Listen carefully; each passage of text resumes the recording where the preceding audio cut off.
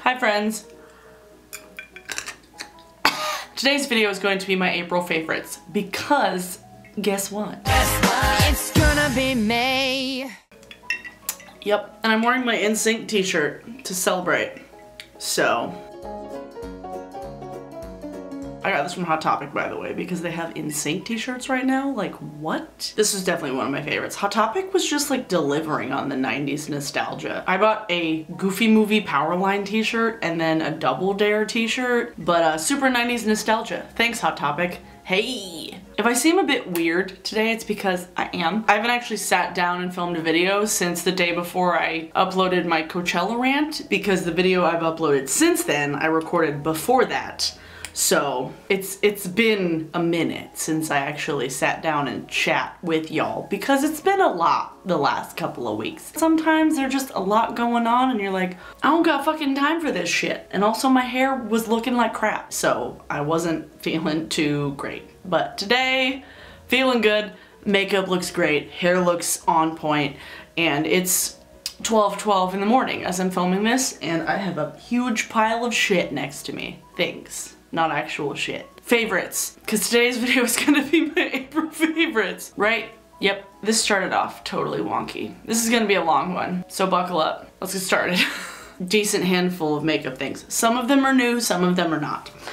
Most of them are relatively new, because April felt so long. Like, it's just May now, and I'm like, what? How is April so long? I will start out with the Glossier balm.com. One thing, I fucking love the names of these. It's awesome. But I bought these in a 3-pack. I particularly like the ones without any tint because I feel like the tint isn't the most tinted. It's good, but I like the shinier ones better. I got the mint, which has no shimmer or color in it, but it tastes like mint and it smells like mint and it's really good. And then the other one I got was the birthday balm.com, which smells like birthday cake and has shimmer in it. This reminds me straight up of like the vanilla cake scented like Bonnie Bell lip glosses, and I feel like all of these balm.coms give very much of that vibe of like Bonnie Bell flavored lip glosses. Am I the only one that feels that way?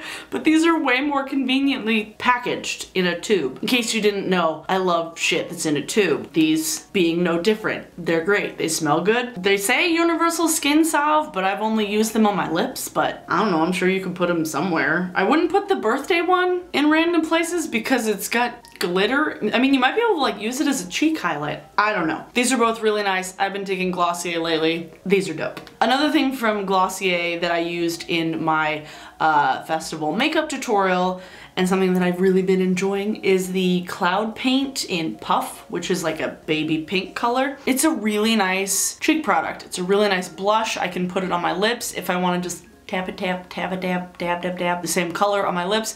It's really easy on the go. Again, it's in a fucking tube. Thank you, Glossier, for putting things in tubes. It's just good. I would like it to be bigger, but the pigment is so strong that you're like, I really don't need more. You know, it's just the right size because like the smallest amount of this stuff goes such a long way. It's crazy. Glossier, you're just killing the game lately. More tubes of stuff. This is also going back to my festival makeup look. The Bare Minerals Complexion Rescue Hydrating Gel Cream thing. It's a tinted moisturizer, essentially. I got the color Opal, which is the lightest shade, which I feel like is kind of something that could work for a lot of different like light shades because this is more sheer. So I wouldn't say that like people lighter than me couldn't use this, because they totally could. But this is really nice. I like using it on days when I don't want to wear like a full face, but I will definitely be taking this to Sasquatch because reasons. Thanks, Bare Minerals. Thank you for having titanium dioxide based sunscreen. If you're somebody like me that has sensitive skin and breaks out from chemical sunscreens, Bare Minerals. The way to go. Now sticks of things. I didn't mean to pick all the sticks up at the same time. Another cheeky highlighty thing that I used in my tutorial is the Milk glitter stick. And I might actually at one point invest in some of the, just like the plain like hollow sticks, even though they're not hollow, because I just like the process of using these. I think they're really easy. I think the texture is really nice. I think the formula is good. And I don't know, I just find it ergonomically nice. Just like sticks and tubes make me happy because you literally get all the product out of it. Like, this pushes it up and you can see it all, and then you don't waste any product. And tubes, you can squeeze way more out of it than you can from like a bottle. So I appreciate that. So it's like a pink base with like pink, green, orange, blue, purple, micro glitter in it. So it definitely has glitter in it, but it's like, it's small enough for it not to look like crazy when you put it on your face, and it's dispersed enough for it not to look crazy because it's not just like a straight up stick of glitter. I like it. And then the last stick thing that I used in my tutorial, the Anastasia stick foundation in Fawn, which I don't use as a foundation, I use as a contour slash bronzer. And what I've been doing with this, besides just using it to contour on certain days, so what I've been doing on certain days is I've been taking the Bare Minerals hydrating thing as a base, and then putting on my concealer as per usual, and then taking this and kind of contouring it up into my temples and like around my chin and like a little bit on the sides of my nose, and then taking my foundation brush and then kind of blending that in, because I find that just blends way easier, and it kind of picks up a little bit of the product to where it doesn't like look like I have streaks of shit on my face. And then I can blend it across my temples and across my nose bridge area, so it looks like I'm more tan, but not like noticeably to the point where it's like you've put fake stuff on your face. It just, oh, you just look like you've been out in the sun a little bit. Let me know if you want me to do like a natural, no makeup look, even though like it's the dumbest name for something, you know how dumb that name is? It's really dumb. Just a few more makeup-y beauty things. 2 lipsticks I've been wearing pretty much all month. Velvet Teddy from MAC and Hue from MAC. I'm actually wearing both of these on my mouth right now. It's just a nice natural combo. Hue is good by itself, but I find on certain days it just kind of washes me out a little bit. So if I add a little bit of Velvet Teddy around the outside and then Hue in the middle, just looks pretty. As far as eyeshadows I've been using the fucking Juvia's Place Festival palette like almost every single day. But besides that, I've also been using the ColourPop eyeshadow in So Quiche. Not sure what the name is supposed to mean because this does not look like the color of a quiche because it's olive and purple. It's such a cool color. Like in the pan, it looks like blah as fuck, but once you blend it onto your eyes, it's such a pretty color. And even on my hands, it looks boring, but it's such a cool color to like do kind of like a pastel lilac in the crease and like blown out, and then this on the lid, it looks so cool. If you want to do something that's just like a little bit purple but not like purple, even though I'm plenty comfortable with doing like purple all over my face and in my hair and on my nails and everywhere, it's a great color. I like it. Thanks, ColourPop. I brought the Pixi Glow Mist back into my life. I don't know why I wasn't using it very often. On the days when I was doing the more natural kind of like skin, I put on fake freckles, I would powder my nose and under my eyes just so it didn't move. But on top of it, I would still want my skin to look dewy and glowy, and I put this over the top and it looks so pretty. This is really nice as like a pre-makeup spray if you have put on skincare like hours before and you just need to refresh your face before you put things on it. If you watched my Lush perfume video, you would know this already. Amelie May and What Would Love Do have been, they've been so good. They're such good perfumes. I'm so excited. If you like the kind of sweet florally scents, I think you would like either of these. Amelie May is a bit more tart. Actually, both of these are tart. This has like lemongrass and Amelie May is like more raspberry. These are both floral, but this has more of a lemongrassy tone. This one has more of a berry tone. That makes sense. If you haven't watched my video about my entire Lush perfume collection, I will leave a link to it up in the card because I have a lot. Like, I have a lot. It's a lot. thrifted things that I've been really enjoying. I'm gonna start bringing this back. Did I ever do this? I don't know if I actually ever did this. I found these awesome shoes at the Goodwill, or no, the Value Village actually. The Value Village, I was super excited to find these. They're really, really comfortable. They have this cool faux leopard interior, but the heels are just gorgeous and they're quite comfortable. They're lightweight, they're super lightweight. I don't know if it's like wood or cork in here, but they're a really lovely, like kind of reddy brown leather. I have no idea what brand they are, but they were thrifted, so I was super stoked on finding them. I was like, oh, these are adorable. And then something that I was inspired to buy because of Kiki G makeup. I don't know if you've subscribed to her channel yet. She is amazing. She is a working makeup artist and she gives us such good pointers on how to apply makeup to make your life easier. And her child is fucking adorable.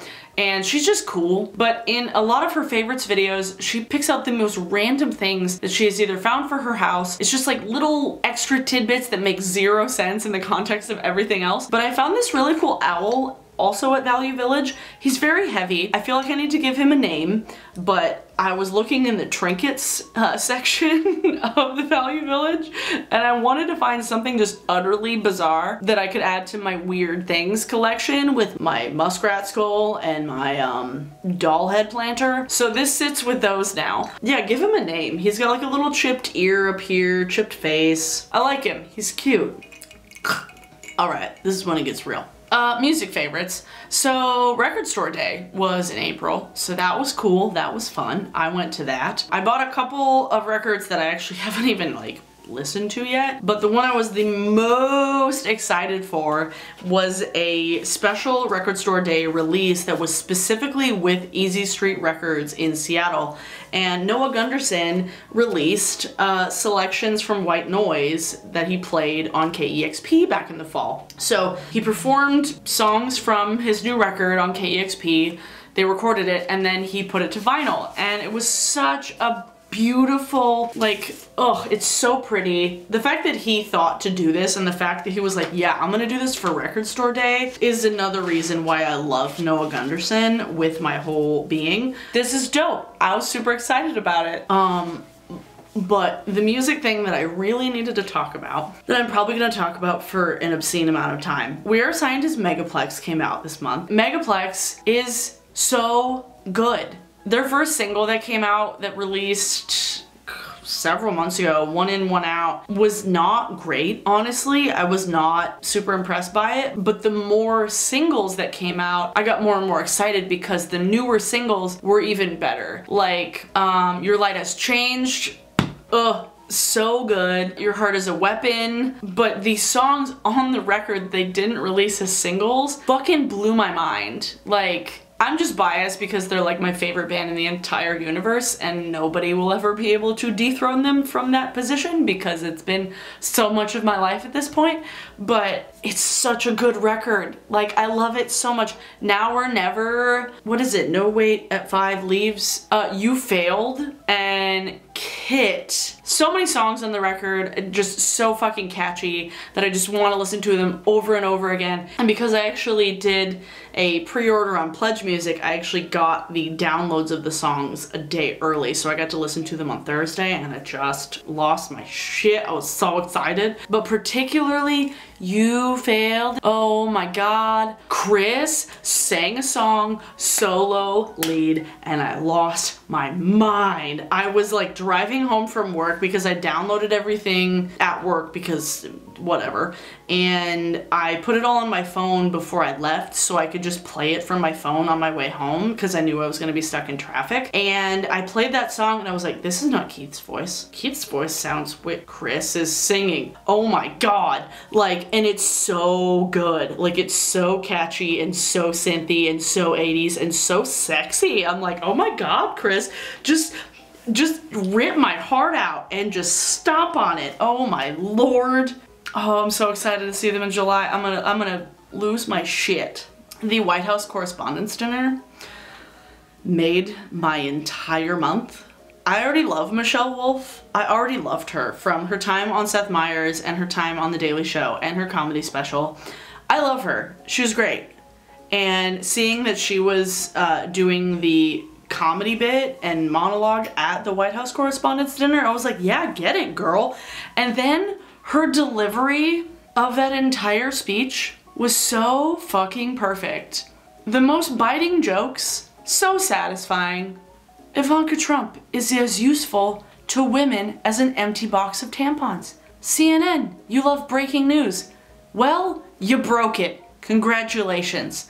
I would have dragged Donald Trump here, but apparently he's the only pussy you're not allowed to grab. I was laughing my ass off. It was so fire. It was so good and on point and perfect. And the fact that she ended the entire thing with Flint still doesn't have clean water, just hats off to you, ma'am. Like, and seeing the response to it has made me A, mad at the press, B, can't laugh at like conservative media and conservative people, because it's like, you call us the snowflakes? Bitch. And the fact that she even made like abortion jokes, and I was like, girl, you are like, she didn't give a fuck. It was, people were just like, it was vulgar, it was disgraceful, and it's like, wow, wow. And you see who our president is? Bitch! Michelle Wolf is a national treasure, and she should be protected. But I want to end on spoilers, because in case anybody has not seen Infinity War, leave now and forever hold your peace, because there's going to be spoilers in this segment, because I can't not talk about Infinity War, because I left feeling a lot of feelings. I enjoyed it thoroughly. I went into it thinking that Cap and Tony were gonna die, but that did not happen. For some reason, I forgot that they had intended on making it 2 movies. Clearly, they still intended on making it 2 movies, because this was not a complete narrative. I will give people that. A lot of people were criticizing it because it wasn't a complete narrative, and that it clearly needs an end point. But looking at all of the little pieces at the end there, I'm like, well, obviously, like, Strange knew something. Like, Doctor Strange knew that something was gonna happen, that like that was the only like timeline that had to happen to make sure that everybody was fine and that Thanos was defeated. The entire movie, it was so satisfying. It was so funny. The pairings, like Thor with Guardians, with like Thor and Star-Lord and Rocket, was just, it was perfect. Like, he called Rocket Rabbit, and like Star-Lord having like a masculinity complex because Thor was like bigger and prettier than he was just so good. Probably my favorite pairing of all of it was Strange and Tony. Like, Tony Stark and Doctor Strange, and then just Peter just fucking joins the game.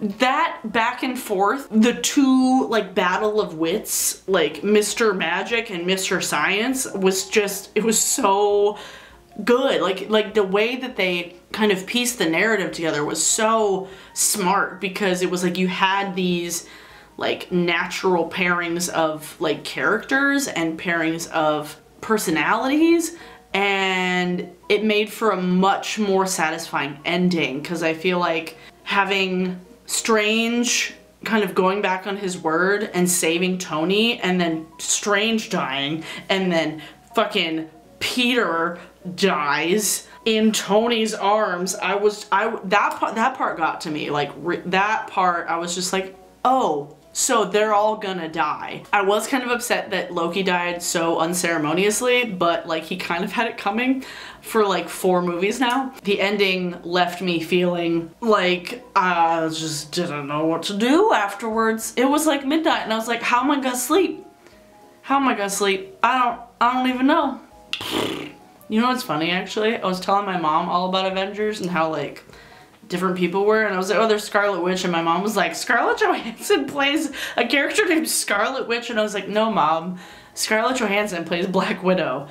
Mary-Kate Ashley's little sister plays Scarlet Witch, and she just lost it. And she was like, what? My mother clearly has not watched all the Avengers movies. I was just glad that they did not kill my baby Thor, because he is my favorite Avenger. Fight me on this. Thor is amazing. A lot of people have mixed feelings about the movie.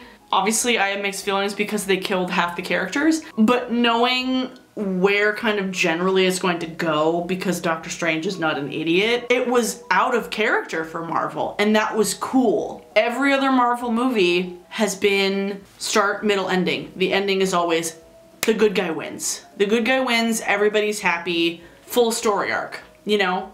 It's a standalone thing. Granted, everything has kind of led up to this, but the difference between DC and Marvel is that DC gets like decent villains, but also the endings are always fucking sad. But Marvel has always had villains that were like easily beatable for the most part, except Thanos, obviously. And so this was the first time when you're like, wow, they might lose. Somebody's gonna die. Like, I knew that somebody was gonna die. I didn't know that everybody was going to die. It was out of character, and that was surprising, and it was cool. So it was very unexpected.